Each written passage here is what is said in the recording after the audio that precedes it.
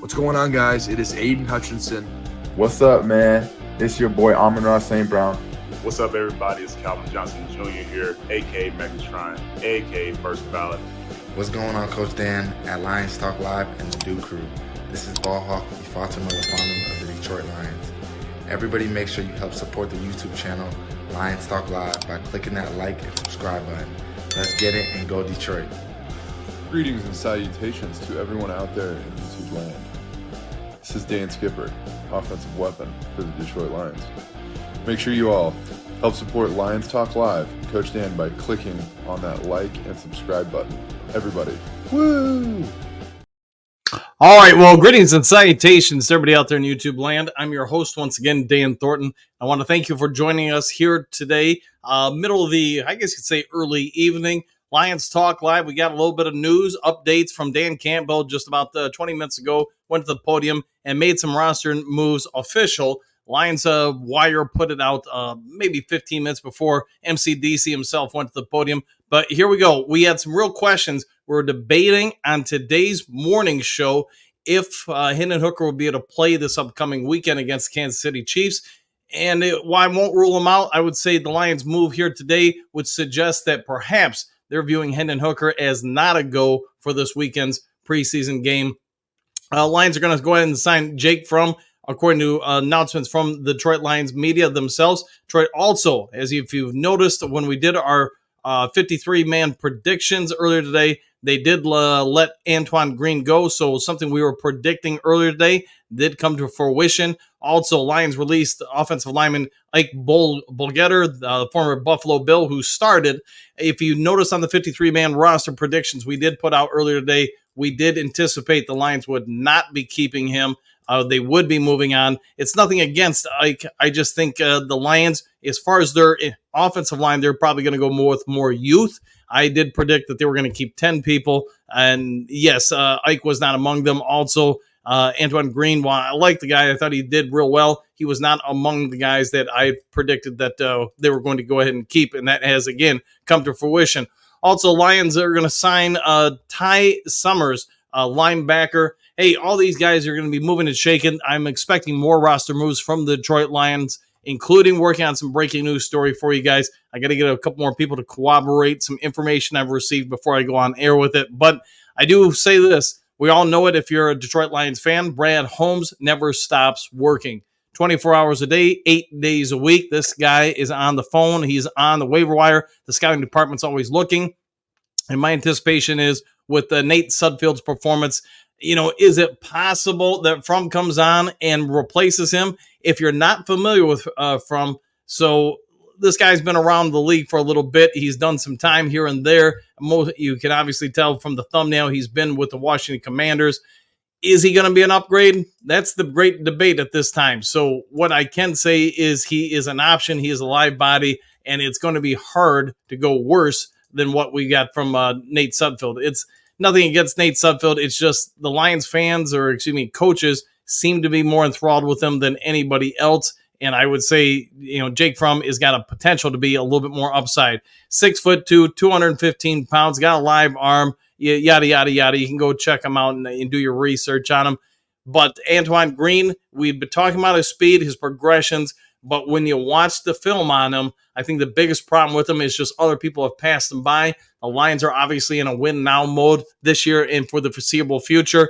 And Antoine Green, unfortunately, seemed to be the odd man out. If you want to know our 53-man roster predictions, you can go back to this morning's video and check it out. We did have Amon-Ra St. Brown 1, James Williams 2, Khalif Raymond 3, Darius Fountain 4, Isaiah Williams. I had him beating out Green, so we'll see if that does come to fruition. And then Gibbs would be your emergency number 6 wide receiver. So as far as Ty Summers, I don't know a whole lot on him.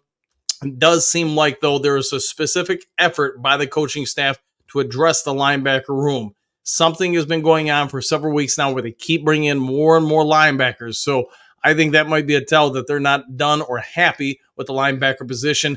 And this coaching department could be looking to add somebody. They're either doing it for special teams reasons or depth reasons. They're just not happy with what they have.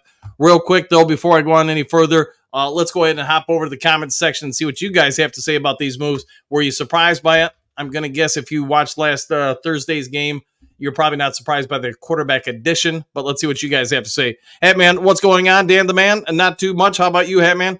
Ed W., thanks for update. Anytime, man. Anytime at all. Mr. Nico, this doesn't surprise me. The backup quarterback spot needs help the most. Yeah, and going back to this morning's video, I did put on there that, Goff, Hooker would be your 1 and 2. Isaiah Williams, since he'd be the number 5 receiver, would be your emergency quarterback. And I did put a note on there that I think they're not done addressing the quarterback spot. So I think we're all on board with that. Bo, is this Jake Fromm any good? What does the word do, crew? I'd say he's average, but maybe he's just never had an opportunity, I guess, to really show himself. It's hard for me to give you a big breakdown on him because I don't think he's really had much go in the NFL. So he was, played football in Georgia, drafted by the Bills in 2020. He started 2 games with the New York Giants in 2021, was released by the Giants and signed to the Commanders practice squad in 2022. So there you go. There's a real quick summary of him. Ezra Gray, good afternoon. Sounds like just a camp body quarterback for the preseason games. Yeah, probably just to help out with things while the Hendon Hooker recovers. Could it be that he's back for this weekend? Absolutely. Are they probably going to play it safe with him?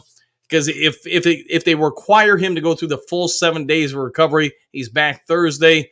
Really all you're getting Friday is a walkthrough before you hop on the plane and get on out of here. So not a whole lot of time to prep him for this weekend. See, Mr. Nico, Lions will keep Hooker healthy because he is a great weapon on the field or trade value. All the above, I agree with that. See, Corey, Jake from not that great, but I guess better than Sudfield. Yeah, I would probably agree with that, Corey.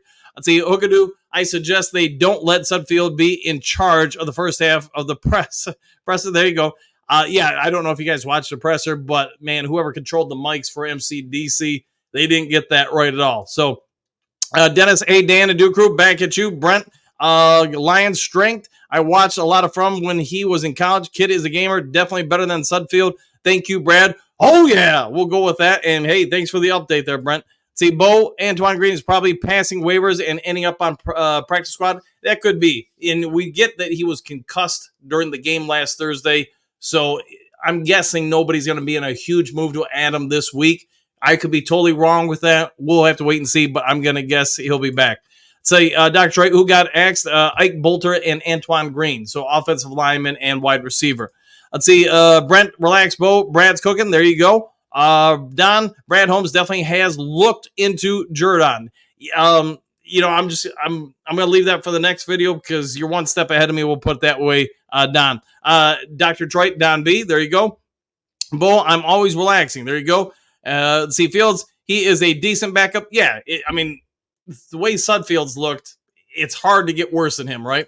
See, Paul, I have Jake from RPA Rookie Patch Auto. Okay, card, there you go. See, Detroit Sports Talk, what just happened? I just got off of work. So Lions made a couple roster moves. They added Jake from the Washington Commanders, or most recently with the Washington Commanders. Quarterback, released Antoine Green, also Ike Bolter. They also signed linebacker Ty Summers. So I think that's the brief summary there.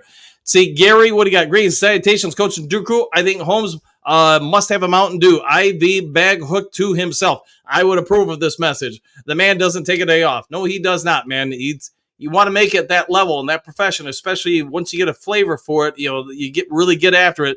It's hard to ever take a day off because you just get so entwined to the work. See, Brent, Ditto Bo, there you go. Don B, Dr. D, there you go. See, one funky Jake from Georgia, not State Farm. This is true. See, Dennis, Ty Summers was with the Lions, a undrafted free agent. It was with the Green Bay, got signed with the Panthers. Thank you for all that. One funky Green was probably let go because he was hurt. Yeah, he's got a concussion, so I get it. So I get why they're doing it. See, Don Hendon Hooker, our backup, maybe. He might be. Detroit Sports Talk, did you guys see what happened to Green? Yes, I did. I did, man. Dan Campbell said Green injury was basically pretty bad. Yes, correct. It is pretty bad. See, JDC, hey, y'all. Hey, man, JDC, look at the eyeball. Yeah, it was not pretty. See, Detroit Sports Talk. Who is Ty Summers? Linebacker. He's been with a couple different teams. I don't think he's really stood out, but they're bringing him in for a reason. And my guess is special teams, but don't hold me to that. They just seem to be really focusing on adding linebacker depth recent weeks. See, Detroit Sports Talk, is he any good? I think he's a good special teamer. Beyond that, I don't know if he's going to gravely impact the overall roster. See, JDC, Hatman, thumbs up. 3-on-3 man, decent backup at quarterback pickup. Yeah, it could be, especially we've seen what Sudfield can do. Can somebody do better? Brenton, thanks for the update, Coach. Hit the like button, folks. Yeah, if you guys haven't yet subscribed or whatever, please consider doing so. Making a push to get to 7,300 subs, or about 90 away. Also, if you can hit a thumbs up before you get out of here, that'd be great. If there is some other kind of breaking news later today, I'll get it over to you. Otherwise, take care. Enjoy the rest of your day, and we'll see you all in the next Lions Talk Live. Take care, everybody. Happy trails to you until